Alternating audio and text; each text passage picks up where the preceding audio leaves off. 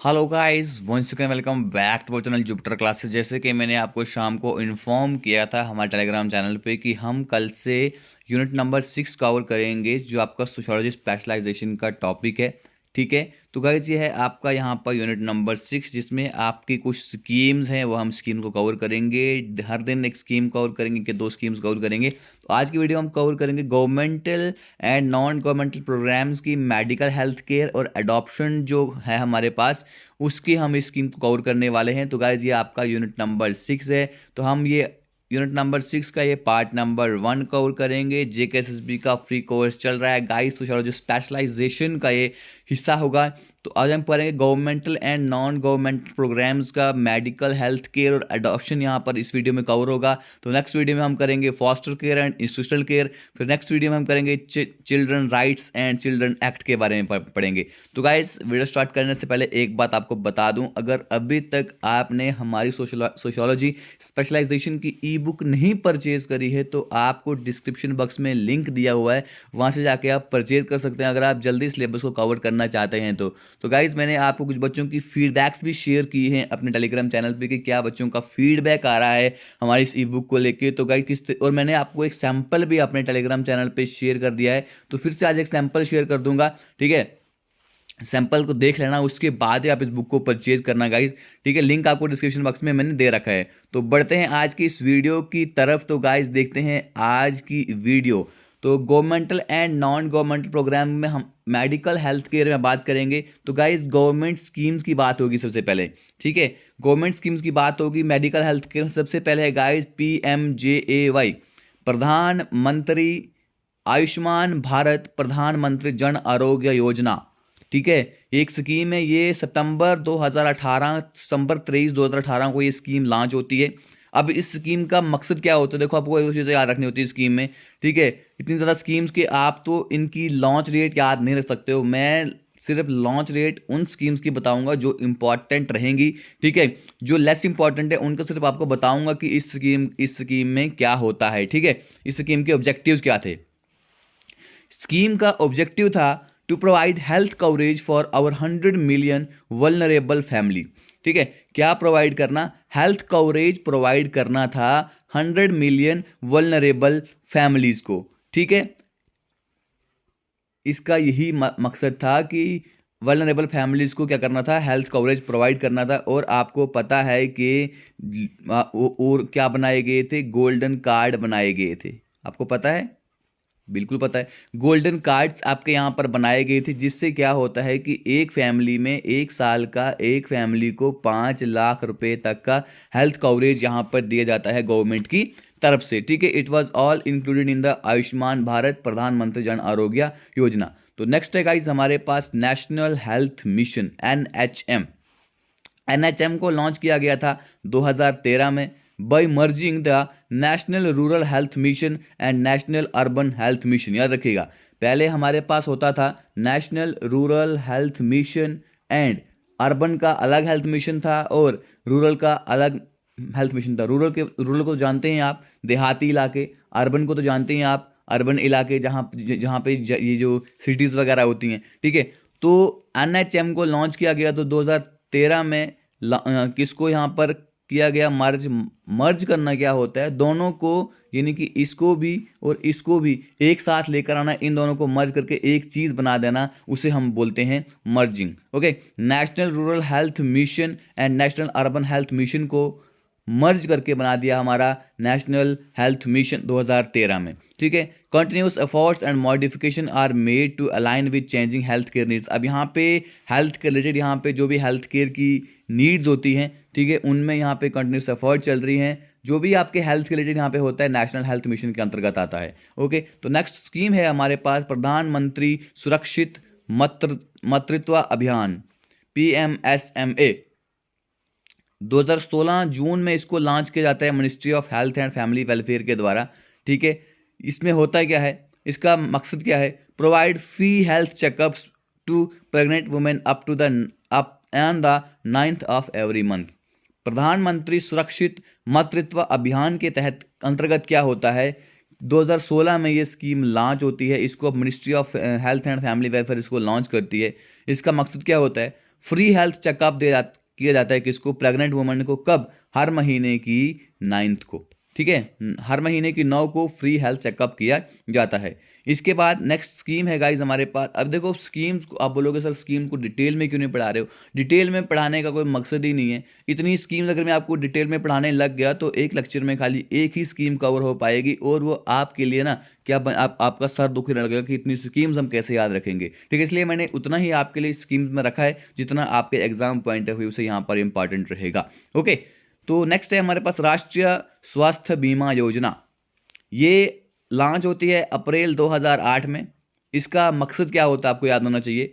Aimed at providing health insurance coverage to below poverty line families, ठीक है।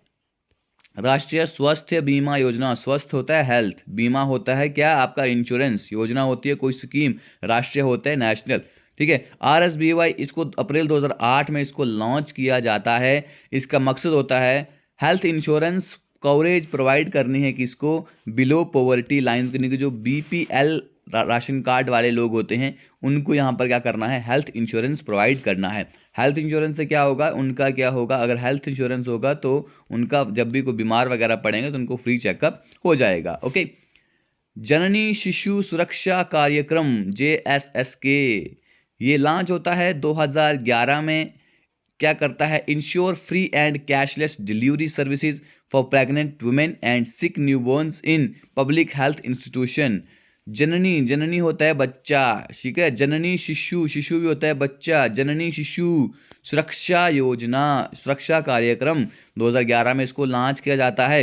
ये क्या इंश्योर करता है? फ्री और कैशलेस डिलीवरी होगी किसकी? सर्विसेज की। किसके लिए? प्रेग्नेंट वुमेन के लिए। और किसके लिए? जो नए बच्चे होंगे अगर वो बीमार रहेंगे पब्लिक हेल्थ इंस्टीट्यूशन में, उनके लिए फ्री और कैशलेस डिलीवरी यहाँ पर होगी। इसलिए जननी शिशु सुरक्षा, शिशु सुरक्षा यानी कि बच्चे की सुरक्षा और माँ की सुरक्षा के लिए यहाँ पर ये कार्यक्रम चलाया जाता है जो 2011 में होता है क्या? लॉन्च। नेक्स्ट है, अब हम बात करेंगे नॉन गवर्नमेंटल स्कीम्स की। राजीव गांधी फाउंडेशन, ठीक है। अब राजीव गांधी फाउंडेशन है क्या?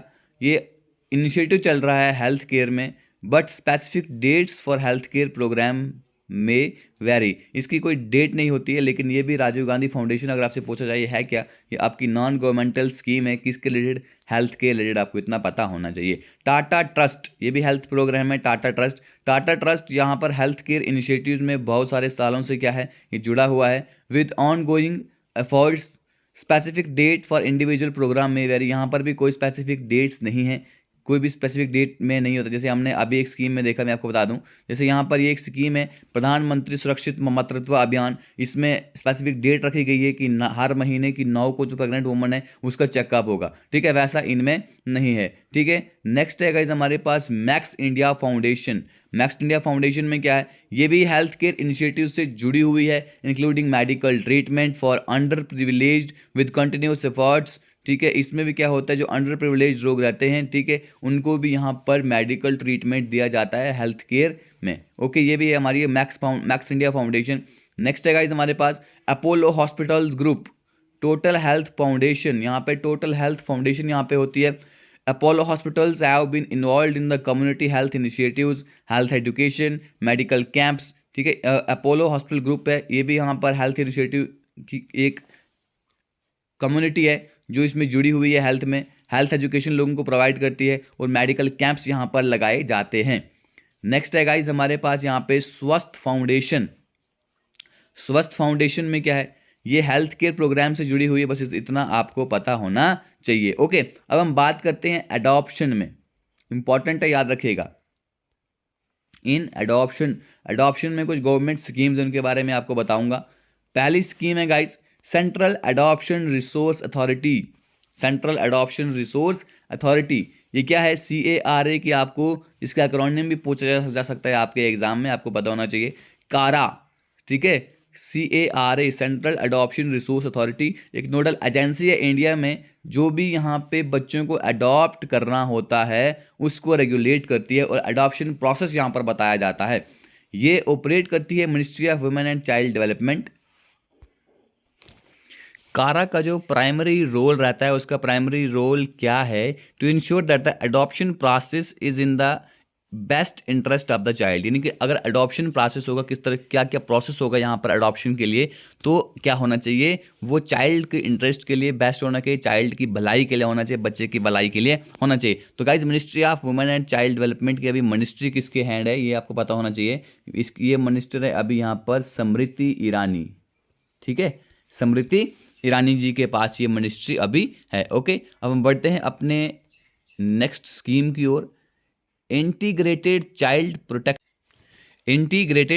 Protection scheme. अब इस स्कीम में क्या है, इस स्कीम को देखते हैं।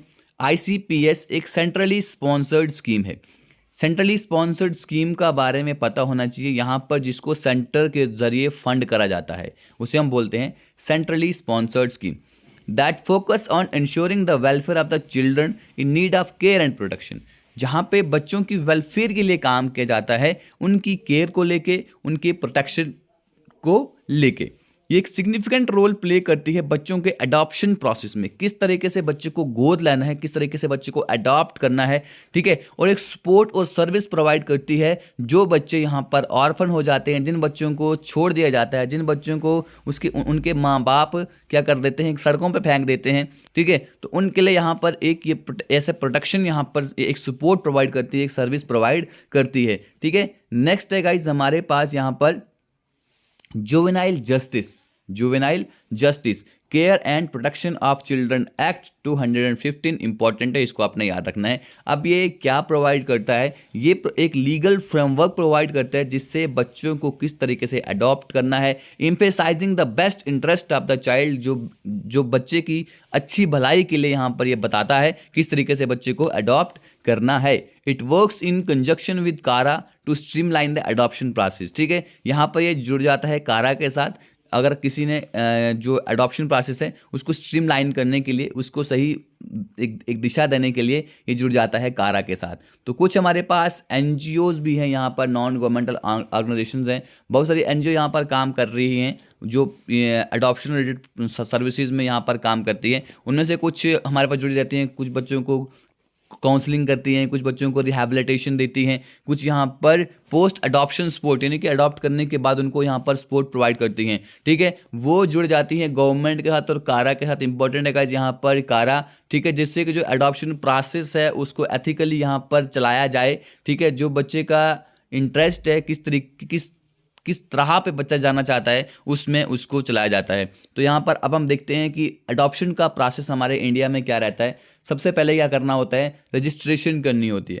प्रोस्पेक्टिव अडॉप्टिव पेरेंट्स PAPs, जिन्हें हम बोलते हैं प्रोस्पेक्टिव अडॉप्टिव पेरेंट्स को क्या करना होता है, उनको कारा के साथ अपना रजिस्टर करना होता है, या जो भी अडॉप्शन एजेंसी है जिसको कारा रिकॉग्नाइज करेगी उसके साथ सबसे पहले उनको प्रोस्पेक्टिव अडॉप्टिव पेरेंट्स को रजिस्टर करना होता है। उसके बाद क्या होता है guys, home study report HSR,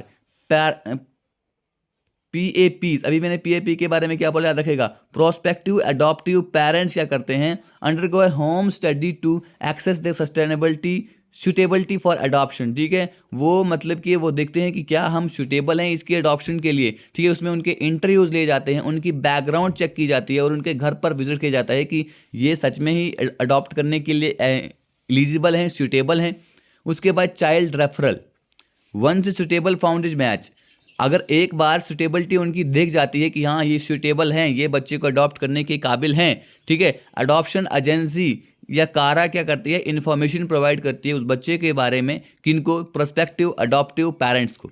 उसके बाद एक्सेप्टेंस होती है, प्रोस्पेक्टिव अडॉप्टिव पेरेंट्स जो होते हैं उनके पास ऑप्शन होता है एक्सेप्ट करने का या रिजेक्ट करने का, उनको क्या दिया जाता है, रिजेक्ट द प्रपोज्ड मैच, जो बच्चा उनको देना होता है वो उसे एक्सेप्ट करते हैं या रिजेक्ट भी कर सकते हैं, उनके पास 2 ऑप्शन दिए जाते हैं। फिर कुछ लीगल फॉर्मेलिटीज होती हैं। एक्सेप्टेंस के बाद लीगल प्रोसीजर्स यहाँ पर शुरू किए जाते हैं अडॉप्शन को कंप्लीट करने के लिए। इसमें कोर्ट्स की हियरिंग्स होती हैं, ठीक है, जिससे उनको अडॉप्शन ऑर्डर जहाँ से कोर्ट के द्वारा पकड़ाया जाता है। पोस्ट अडॉप्शन फॉलोअप, यानी कि उसके बाद अगर बच्चे को अडॉप्ट कर दिया है उसके बाद क्या यहाँ पर प्रोसीजर रहेगा।